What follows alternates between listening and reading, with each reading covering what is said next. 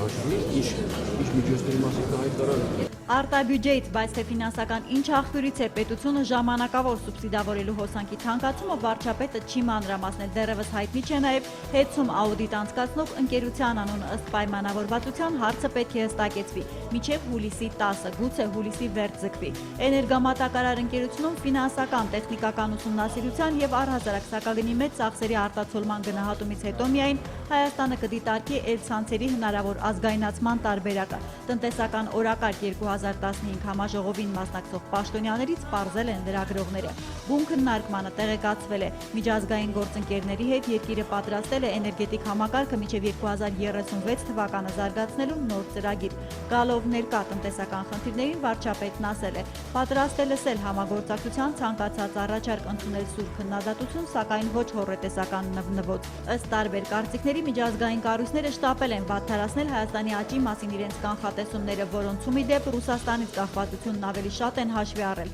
քան երկրի ներքին ռեսուրսը։ Տարեսկզբի համեմատ հիմա եւ շինարարությունն է աշխուժացել եւ գյուղմթերքի արտահանումը։ 2015 թվականի հունվար-մայիսին աճ է արձանագրվել տնտեսության բոլոր ճյուղերում, բացառությամբ առևտրի շրջանառությամբ։ Խանդի հողի վրա թե այլ պատճառով սենսացիոն դեպք է տեղի ունեցել Երևանի ծննդատներից մեկում։ Երիտասարդ ամուսինը կրակել է 3 օր առաջ կեսարյան հատումով տղա երեխա լույս աշխարհ բերած իր կնոջ վրա, ապա ինքնասպանություն գործել։ Բարեբախտաբար փամփուշտներից ոչ մեկը չի կպել այդ պահին պալատում գտնվող փոքրիկին։ Գլխի վզի շրջանում ծանր հրազենային վնասվածքներ ստացած 27-ամյա ծննդկանին բժիշկները կոնսիլիումով որոշել ու մի քանի ժամանոց բարդ վիրահատության են ենթարկել։ Ֆիքսել ծոծրակոսկրի բեկորային ներհրված կոտրվածքը, հեռացրել ուղեղի ձախ կիսագնդի ներուղեղային հեմատոման, դադարեցրել արյունահոսությունը։ Սպանության փորձի փաստով հարուցվել է քրեական գործ, բժշկական միջամտությունից հետո հիվանդի վիճակը գնահատվում է կայուն ծանր։ Հրազենային վիրահատության շրջանից դեպի ուղեղային հուսասություն։ Կարդիոլոգների համար 3 սիմպոզիում է կազմակերպված, նևրոլոգների համար 2 սիմպոզիում է կազմակերպված եւ տարբեր այլ մասնագետություններով անկոլոգիայով,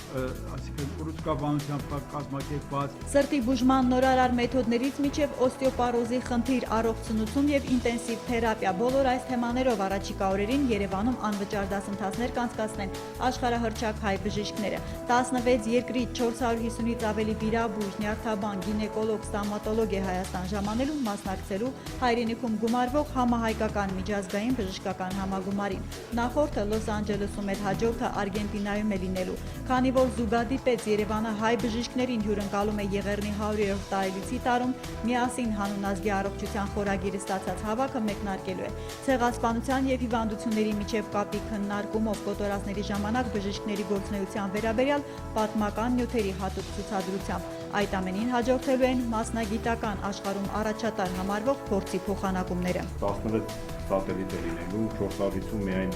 դրսից ունենք, որոնց մեջ հանրաճանաչ բժիշկներ կան, աշխարհահռչակ հայ բժիշկներ։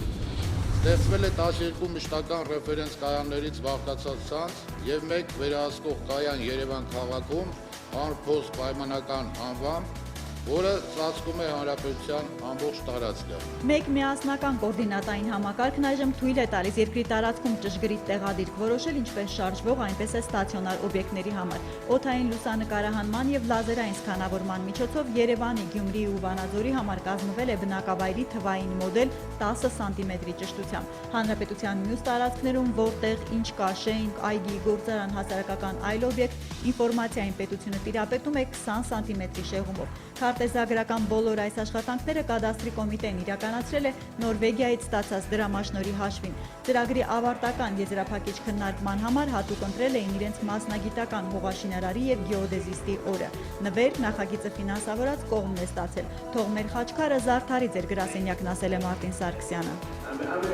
Նորվեգիան կարող եմ ասել հարուստ է ոչ այնքան իր նավթ գազով, որքան բնակչության ունեցած գույքով, ինչը ճշգրիտ քարտեզների շնորհիվ հեշտությամբ գրավ են դնում, օգտվում հիփոթեկային վարկից։